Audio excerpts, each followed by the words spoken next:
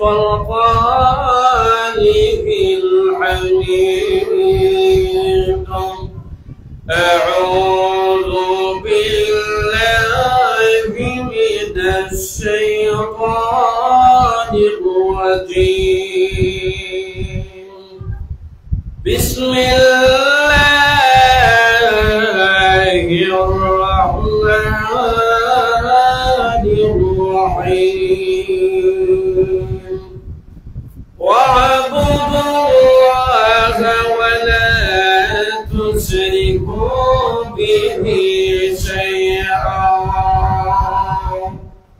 وبالوالدين إحسانا وعن عبد الله بن عمرو رضي الله عن النبي صلى الله عليه وسلم قال رضا الرب في رضا الوالد وسخط الرب في سخط الوالد رواه الترمذي صدق الله العظيم محبت الشهيد درود إبراهيم पाठ पढ़ेंगे اللهم صل على سيدنا ومولانا محمد وعلى آله وأصحابه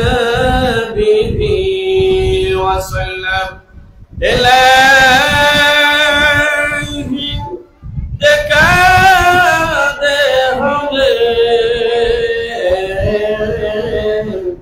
غبار مدينة إلهي بنا دے ہمیں دیار مدینہ بلغ العلا بجماله كشف الدجى بجماله حسنت جميع خصاله صلوا عليه وآله لا إله إلا الله لا إله إلا الله لا إله إلا الله لا إله إلا الله محمد رسول الله صلى الله عليه وسلم জামিয়া ইসলামিয়া আহমদিয়া সরস্বতী মহিলা মাদ্রাসা কর্তৃক আজকের দোয়াই মাহফিলের সম্মানিত অতিথিবৃন্দ, আমার সামনে উপবিষ্ট সাদাদাইওয়ালার মুরব্বী বাবারা, প্রাণপ্রিয় যুবক ভাই, সব স্নেহের ছোট ভাই, বাড়িঘরে অবস্থানরত শ্রদ্ধা পর্দানিশীল মা ও বোনেরা, সর্বপ্রথমে সেই মহান আল্লাহ রাব্বুল আলামিনের আলিশান দরবারে লাখো কোটি শুকরিয়া আদায় করছি যে মহান সত্তা আমাকে এবং আপনাকে হাজারো কাজ থেকে যাচাই বাছাই করে দ্বীনি মাহফিলে কোরআন হাদিসের আলোচনা শোনার এবং করার মতো তৌফিক দিয়েছেন, বসার সুযোগ দান করেছেন। এজন্য আল্লাহর দেওয়া জবান দিয়ে, আল্লাহর দেওয়া কণ্ঠ দিয়ে আল্লাহর নিয়ামতের শুকরিয়া আদায় করতে কারো আপত্তি আছে? না, আমরা শুকরিয়া আদায় করব হৃদয়ের গভীর থেকে উজাড় করে জোরে সোরে বলি আলহামদুলিল্লাহ। শুকরিয়া আদায় করলে কি লাভ হয়? মহান আল্লাহ সূরা ইব্রাহিমের মধ্যে আল্লাহ বলেন, লা শাকারতুম লাযীদান্নাকুম ওয়া লা কাফারতুম ইল্লা আযাবি লাশাদীদ।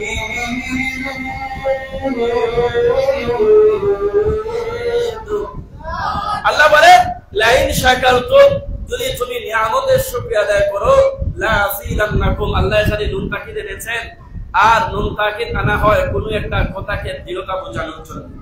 তো এই বিষয়ে আলোচনা করলে অনেকই আলোচনা করবে, সময় চলে যাবে, আলোচনা শেষ হবে। তো এই বিষয়ে আমি রাখলাম একটা ধারণা দেই। আল্লাহ বলেন, প্রত্যেকটা একটা মাছ যেমন পানির মধ্যে ডুবে আছে, পানি ছাড়া যেমন মাছ বাঁচতে পারে না, ঠিক তেমনি ভাবে আশরাফুল মাখলুকাত সৃষ্টির সেরা জীব মানুষ আল্লাহর নিয়ামতের মধ্যে ডুবে আছে, আল্লাহর নিয়ামত ছাড়া বাঁচতে পারবে না। যেমন আল্লাহ কুরআনুল কারীমের মধ্যে বলেন, ওয়া তাউদ্দু নি'মাতাল্লাহ লা তুহসুহা।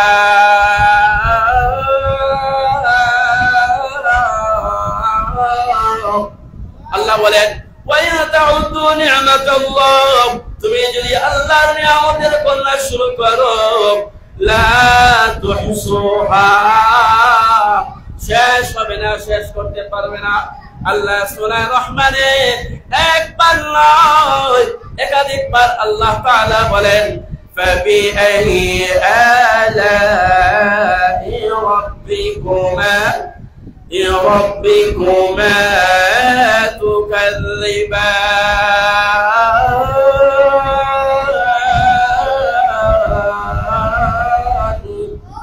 আল্লাহ বলেন, ফাবিআইয়ি আলা'i রাব্বিকুমা তুকাযযিবান, তুমি আমি আল্লাহর নিয়ামত কোনটাকে অস্বীকার করবে? আপনি কি অস্বীকার করতে পারবেন এই চোখ আল্লাহর দেওয়া না? অস্বীকার করতে পারবেন? আল্লাহ সূরা বালাদের মধ্যে আল্লাহ বলেন, আলাম নাজআল লাহু আইনাইন। আল্লাহ বলেন, আলাম নাজআল লাহু আইনাইন, আমি আল্লাহ কি তোমাকে দুইটি চক্ষু দেইনি? এরপরে আয়াতে আল্লাহ বলেন, ওয়া লিসানাও ওয়া শাফাতাইন। আল্লাহ বলেন, ওয়া লিসানাও ওয়া শাফাতাইন, আমি আল্লাহ কি দুইটি ঠোঁট এবং একটি জিহ্বা দেইনি? এগুলো বলতে পারবেন নি আল্লাহর দেওয়া না? এগুলো আল্লাহর দেওয়া। এই চক্ষুর কি দাম? আমার আপনার চোখ আছে বলিয়া মানুষ আমাদেরকে সম্মান করে। যেমন ভালো মানুষটাকে যদি আপনার যদি চোখ একটা নষ্ট হয়ে যায় তখন নামটা লেগে যায় অন্ধ। আপনার যদি কান না থাকে তখন আপনাকে বললে বদির। আর আপনার যদি ঠোঁট না হয়, আচ্ছা আপনারাই বলুন, এই ঠোঁট ছাড়া কি আব্বা আম্মা উচ্চারণ হবে? কখনোই সম্ভব না। আপনি আব্বা আম্মা উচ্চারণ করতে পারবে না। ঠোঁট যদি না থাকে তাহলে দুইটা ঠোঁট বন্ধ করে একবার উচ্চারণ করে দেখেন কি আব্বা আম্মা হয় নাকি? আব্বা হবে না, আম্মাও হবে না। তো এইদিকে যাব না। আমি সূরা নিসার 36 নম্বর আয়াতে কারিমা তিলাওয়াত করেছি। সময় সংক্ষিপ্ত, কিছু কথা বলার চেষ্টা করব। আমার তিলাওয়াত কিন্তু আয়াতের মধ্যে আল্লাহ বলেন, ওয়া'বুদুল্লাহ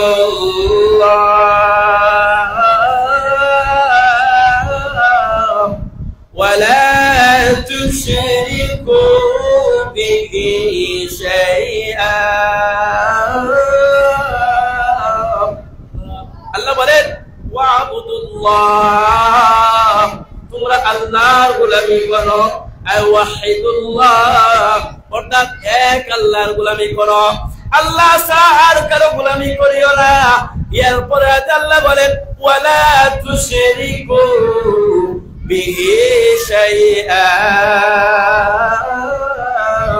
ওয়ালা তুশরিকু বিহি শাইআ, তোমরা আল্লাহর সাথে শরীক করিও না।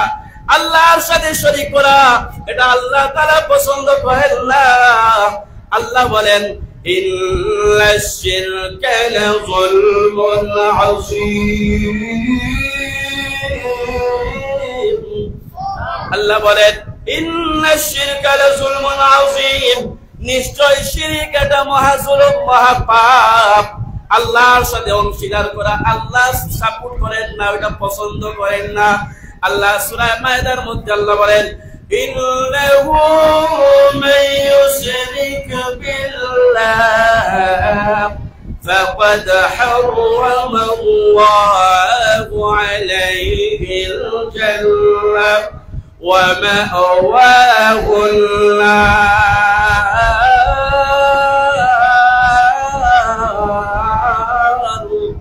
আল্লাহ বলেন, ইন্নাহু মান ইউশরিক বিল্লাহ, আল্লাহ আমি আল্লাহর সাথে শরীক করবে, পার্টনারশিপ মনে করবে, পার্টনার মনে করবে, আল্লাহকে মানে, আবার দুর্গা দেবীকেও মানে, অর্থাৎ আল্লাহর সাথে অংশীদার করে একটা আল্লাহ সাপোর্ট করেন না। ইন্নাহু মান ইউশরিক বিল্লাহ ফাকাদ হারামাল্লাহু আলাইহিল জান্নাহ, যে ব্যক্তি আমি আল্লাহর সাথে শরীক করবে আল্লাহ তার জন্য জান্নাত হারাম করে দিবেন, সে জান্নাতে যেতে পারবে না। ওয়া মাওয়াহুন নার, আল্লাহ বলেন ওয়া মাওয়াহুন নার, সে শিরক করলে কি হবে, তার স্থান হবে ওয়া মাওয়াহুন নার, জাহান্নাম হবে তার বাসস্থান। ওয়া মা লিয-যালিমিনা মিন আনসার,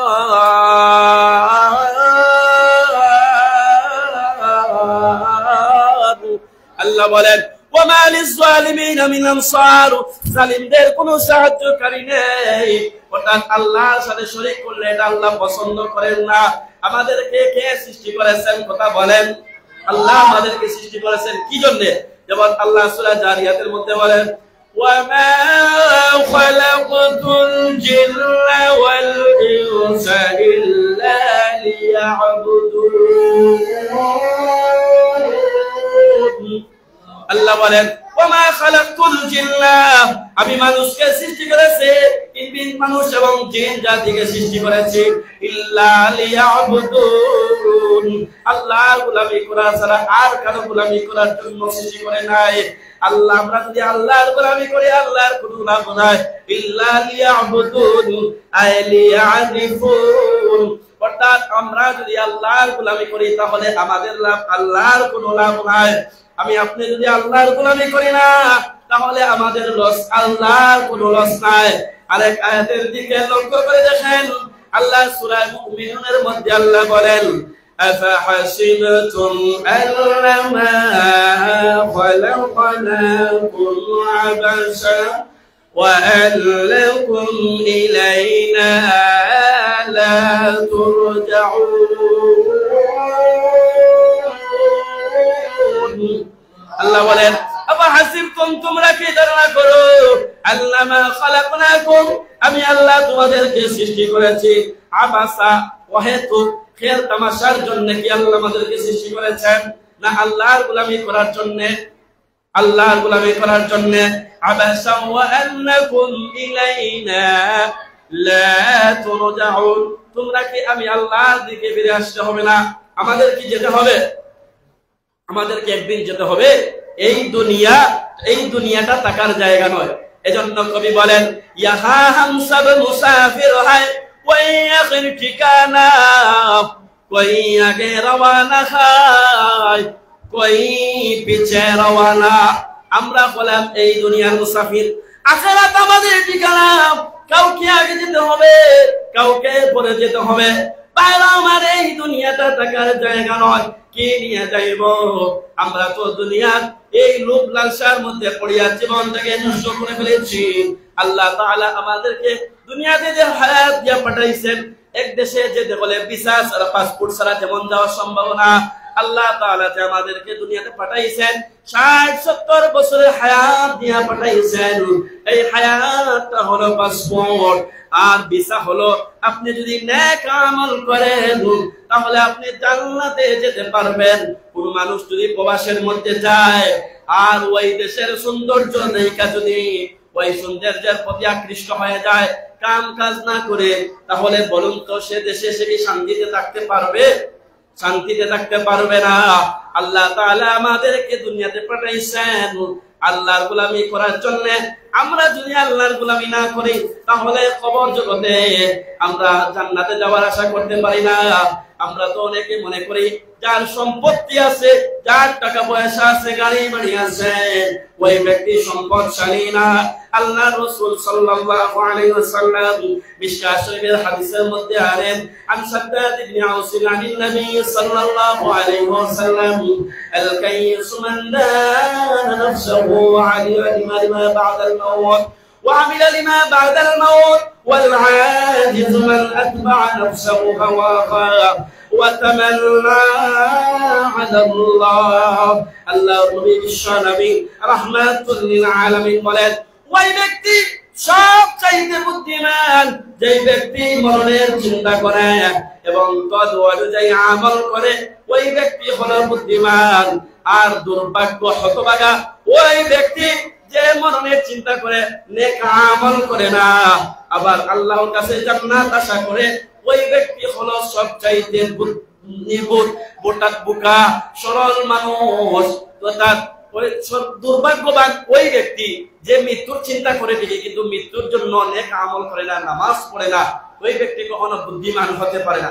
লক্ষ্য করে দেখুন আল্লাহর নবীর স্ত্রী আম্মা জানা আয়েশা সিদ্দিকা রাদিয়াল্লাহু আনহা, আল্লাহর নবী বিশ্বনবী রাহমাতুল লিল আলামিন কে লক্ষ্য করে বলেন, ইয়া রাসূলুল্লাহ ইয়া হাবিবাল্লাহ, আল্লাহর নবী গো, কোন ব্যক্তি কি ময়দানে মাশরে শাহাদাত বরণ না কইরা কি শাহাদাতের মর্যাদা লাভ করতে পারবে?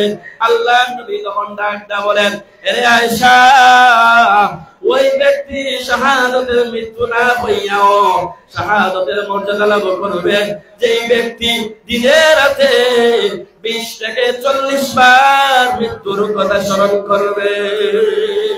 সুবহানাল্লাহ।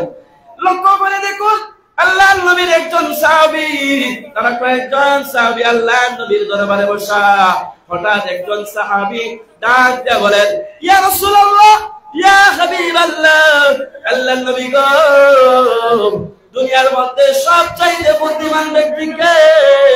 আল্লাহর নবী ডাক দিয়ে বলেন, আরে সাহাবী, ওই ব্যক্তি সবচাইতে বুদ্ধিমান যে মরণের জন্য চিন্তা করে এবং মরণের প্রস্তুত থাকে, ওই ব্যক্তি হলো সবচাইতে বুদ্ধিমান।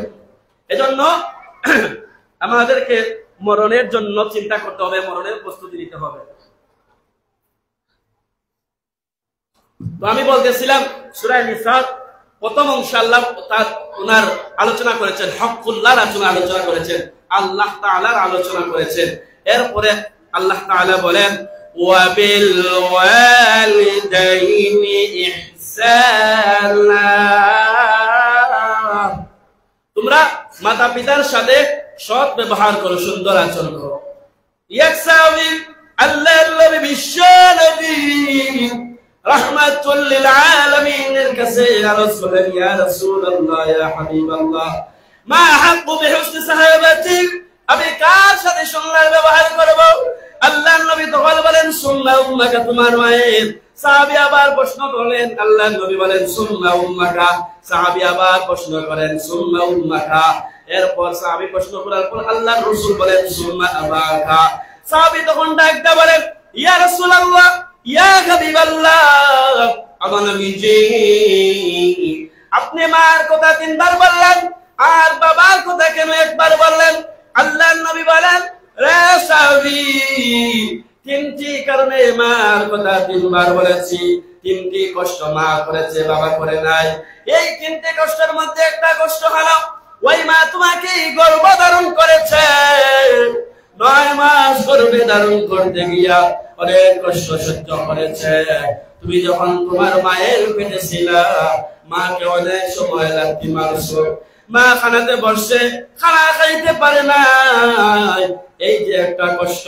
2 নম্বর কষ্ট হলো তোমাকে জন্ম দিতে গিয়া গর্ভপাতের সময় যে মার যে কষ্ট হয়েছে, এই কষ্ট পৃথিবীর কোনো বাবা করে নাই। পায়রা আমার লক্ষ্য করে দেখুন, অনেক মহিলা তো এমন আছে, সন্তান যখন জন্ম দিতে যায় স্বামীর কাছে বিদায় নিয়ে নেয়, ও স্বামী তুমি আমাকে মাফ করে দিও, আমি তোমার সন্তানকে জন্ম দিতে যাচ্ছি, আমি যদি ফিরে আসি তাহলে এটা হলো আল্লাহ তাআলার হুকুম। কেউ যদি জিহাদের ময়দানে যুদ্ধ করিয়া যেমন ফিরে আসে তাকে গাজী বলা হয়, কোন মা যদি সন্তানকে জন্ম দেওয়ার পরে জীবিত হইয়া ফিরে, ওই মাকে গাজী বলে আখ্যায়িত করা হয়। এই 2 নম্বর কারণ। 3 নম্বর কারণ হলো তোমার মা তোমাকে 2.5 বছর দুধ পান করেছে, এই কষ্টটাও মা করেছে, বাবা করে নাই। এরপরে বাবার কোথায় রয়েছে? বাইরা আমার লক্ষ্য করে দেখুন মা বাবার কেমন সম্মান। একদিনের ঘটনা হলো আল্লাহর নবী বিশ্বনবী রাহমাতুল লিল আলামিন সাহাবায়ে কেরামদেরকে নিয়ে আলোচনা করতেছেন। হঠাৎ একজন বৃদ্ধ মহিলা আসলেন, আসিয়া নবীজিকে সালাম দিলেন। নবীজি বৃদ্ধ মহিলার আগমনে আল্লাহর নবী দাঁড়িয়ে গিয়েছেন, বসার জন্য চাদরখানা বিছিয়ে দিয়েছেন। নবীজি সাহাবীদেরকে বলেন, হে আমার সাহাবীরা, যাও তোমরা খেজুর নিয়ে আসো। খেজুর সাহাবায়ে কেরাম নিয়ে আসলেন। আসার পর বৃদ্ধ মহিলাকে খাওয়াইলেন। এবার বৃদ্ধ মহিলা চলে গেলেন। সাহাবায়ে কেরাম তো অবাক, আল্লাহর নবী একজন বৃদ্ধ মহিলাকে কেমন সম্মান করেছে। সাহাবায়ে কেরাম আল্লাহর রাসূলের কাছে বলেন, ইয়া রাসূলুল্লাহ, ইয়া হাবিবাল্লাহ, আল্লাহর নবী গো, এই বৃদ্ধ মহিলা কে গো, যার আগমনে আপনি দাঁড়িয়ে গেছেন, বসার জন্য চাদর মোবারক খানা বিছিয়ে দিয়েছেন, খাওয়ার জন্য খেজুর খাওয়াইছেন। সাহাবায়ে কেরামদেরকে আল্লাহর নবী লক্ষ্য করে বলেন, রে আমার সাহাবীরা, উনি বলেন আমার দুধবা হালিমা সাদিয়া, হালিমাতুস সাদিয়া রাদিয়াল্লাহু আনহা, মার আগমনে, দুধ মার আগমনে আমি বিশ্ব নবী দাঁড়ায় গেলাম। সুবহানাল্লাহ। মা বাবার কেমন সম্মান। আজকে দেখা যায় ছেলে মেয়ে মার কথা শুনে না। আল্লাহ তাআলা কুরআনুল কারীমের আরেক জায়গায় বলেছেন, وَقَضَى رَبُّكَ أَلَّا تَعْبُدُوا إِلَّا إِيَّاهُ وَبِالْوَالِدَيْنِ إِحْسَانًا।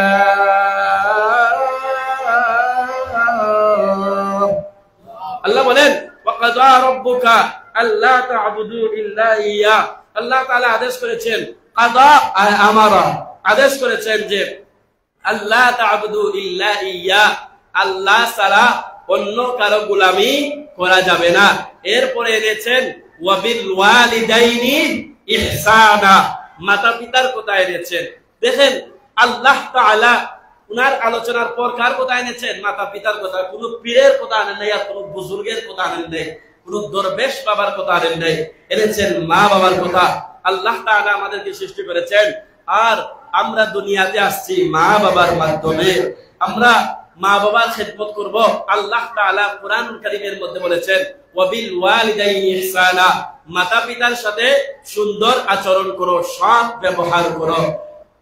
এই মাতা পিতার খেদমত প্রায় আলোচনা হয়, কিন্তু অনেক জায়গায় যে সন্তান মাতা পিতার খেদমত করবে এই আলোচনা হয়, কিন্তু মাতা পিতা যে কাছে যে সন্তানের যে পাওনা আছে এই পাওনার আদায় হয় না। মাতা পিতার খেদমতের আলোচনা সব জায়গায় হয়। মাতা পিতার কাছে সন্তানের করণীয় কি?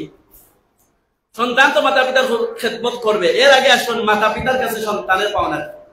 মাতা পিতার কাছে বাপ একজন দিনদার মেয়ে দেখে বিবাহ করবে। যেমন হাদিসের মধ্যে আল্লাহ রাসূল বলেন, তুনকাহুল মারআতু লিআরবা'ইন লিমালিহা ওয়া লিজামালিহা ওয়া লিহাসাবিহা ওয়া লিদীনিহা ফাসফারতু বিযাতিদ দ্বীন। যে চারটি গুণ দেখে মেয়েদেরকে বিবাহ করো। একটা হলো বংশমর্যাদা দেখে, দিনদারি দেখে এবং সৌন্দর্য দেখে এবং আমল দেখে, দিনদারি দেখে আর তার বংশ দেখে এবং তার দিনদারিতা দেখে আপনি বিবাহ করবেন, আর দিনটাকে প্রাধান্য দিবেন। আজকে আমরা দিনটাকে পিছনে ফেলা আর ওই সৌন্দর্যটাকে সামনে নিয়ে আসি। এজন্য আপনাকে একজন শ্রেষ্ঠ সন্তান উপহার দিতে হলে সন্তানকে আগে শ্রেষ্ঠ মা উপহার দিতে হবে। এমন মহিলাকে আপনি ছেলের মা বানান যেই মহিলা কোনোদিন বেগানা পুরুষকে দেখিনি, টিভি সিনেমা গান এইগুলো থেকে বিরত রেখেছে। এইরকম মহিলা যদি আপনি বিবাহ করতে পারেন তাহলে আপনার সন্তান নেককার সন্তান হিসাবে কবুল হবে। উমর রাদিয়াল্লাহু তাআলা এর কাছে এক ব্যক্তি আয়েশা তার ছেলেকে নিয়ে আসছে। আয়েশা বলে, আল্লাহর নবীর সাহাবী, আমার ছেলে আমার কথা শুনে না, আপনি তার বিচার করুন। এবার ছেলে তখন ডাক দেয়া বলে, উমর রাদিয়াল্লাহু আনহু, আমার বাবা আমার হক আদায় করেননি, আমি তার ছেলেকে ব্যবহার করব। এজন্য আগে সন্তানের পাওনা দিতে হবে। প্রাথমিকভাবে মাতা পিতার কাছে সন্তানের তিনটি প্রাপ্য আছে। এক নম্বর হলো সন্তান জন্মগ্রহণ করার পর তার একটা সুন্দর নাম রাখা। প্রাথমিক আর তো আছে জন্মের শুরুতে কানে আজান, ডান কানে আজান, বাম কানে একামত। এইটা বললাম না, সংক্ষেপে যে তিনটা, এটা হলো এর মধ্যে একটা হলো সন্তান জন্মের পর তার একটা সুন্দর নাম রাখা। আজকে আমরা এই নাম রাখার বেলায় কত অবহেলাটা আমরা যুগের সাথে তাল মিলাইয়া নাম রাখি, অথচ আল্লাহ রাসূল এক পানিতে বলেছেন উদউ বিআসমাই আবাইকুম, কিয়ামতের কঠিন ময়দানে নাম ধরে ডাকা হবে অমুকের পুত্র অমুক। এই যে আপনার ছেলের নাম লিটন, বটন, পাপ্পু এরকম রাখবেন, পাপ্পুর তো কুকুর জানা, আপনি আপনার ছেলেকে যদি এখনই তাকে পশুর বাচ্চা বানিয়ে ফেলেন তাহলে এটা মানুষের বাচ্চা এরকম দিয়ে। এজন্য একটা সুন্দর নাম রাখা।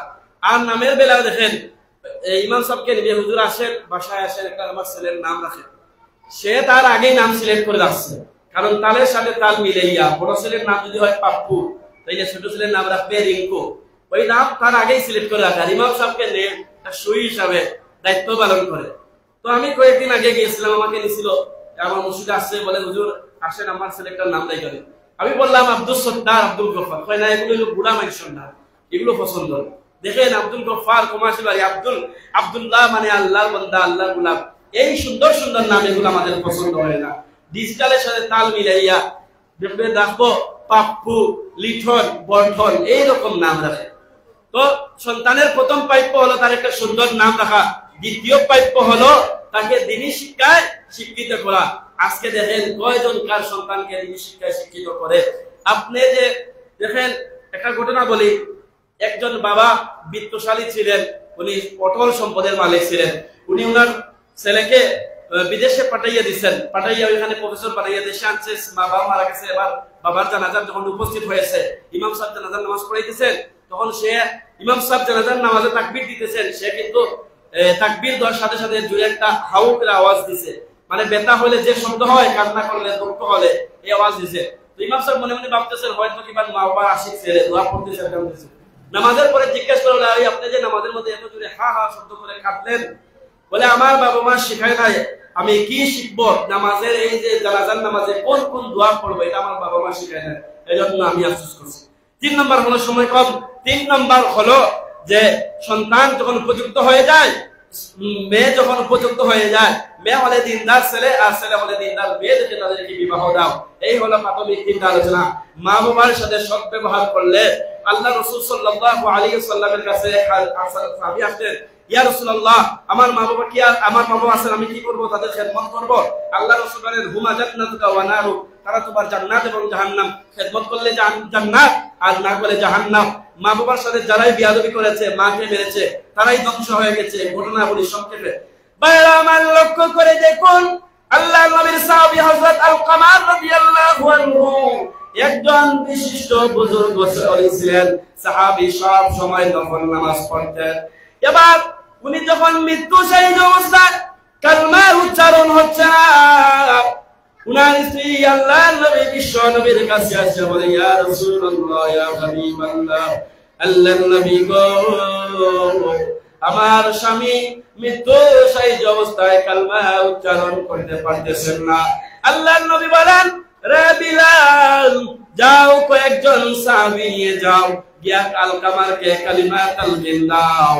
এবার যখন বিলাল রাদিয়াল্লাহু আনহু কয়েকজন সাহাবী আসলেন, আল-কামারকে কালিমা তালকিন দিলেন, কালিমা উচ্চারণ হচ্ছে না। এবার আল্লাহর নবীর কাছে গেলেন, আল্লাহর নবীর কাছে জানাইলেন যে কালমা আমরা পড়াচ্ছি, কালমা উচ্চারণ করতে পারতেছে না। এবার বিলাল রাদিয়াল্লাহু তাআলা আনহু আল্লাহর নবীর কাছে আসলেন, আসে বলেন, ইয়া রাসূলুল্লাহ, তার মা আছেন, তিনি অন্যত্র থাকেন, বাবা পৃথিবী থেকে ইন্তেকাল করেছে। এবার মাকে আল্লাহর নাম্বার না সংক্ষেপে বলি, মাকে আল্লাহর নবীর কাছে নিয়ে আনা হলো। এবার আল্লাহর নবী বলেন, রে মা, তোমার সন্তান কেমন ছিল? বৃদ্ধ মহিলা জবাব দেয়, আমার সন্তান নেককার, তাহাজ্জুদ গুজার, নেককার ছেলে ছিল। আল্লাহর নবী বলেন, নেককার ছেলে যদি হয় তাহলে এমন অবস্থা হওয়ার কথা না। আল্লাহর নবী বারবার মহিলাকে জোরাজুরি করার পর মহিলা তার পিঠ থেকে কাপড় সরাইয়া আল্লাহর নবীকে দেখাইছে, আমার ছেলে এইরকম আঘাত করেছে, এই জন্য আমি তার উপর সন্তুষ্ট হয়েছি। এবার আল্লাহর নবী বারবার জোরাজুরি করলেন, মা রাজি হয় না, মা সন্তানকে মাফ করে দেয় না। আল্লাহ নবী সাহাবীদেরকে বললেন, রে আমার সাহাবীরা, যাও কাঠ সংগ্রহ করে নিয়ে আসো। কাঠ আনা হলো।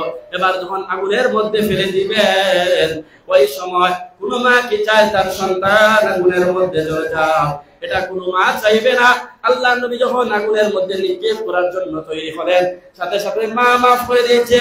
আর মা মাফ করে দেওয়ার কারণে আল কামার কালমা পড়ে পৃথিবী থেকে ইন্তেকাল হয়ে গেছে।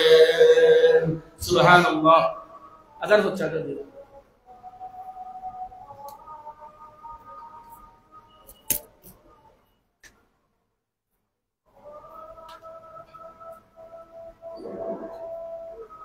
الله أكبر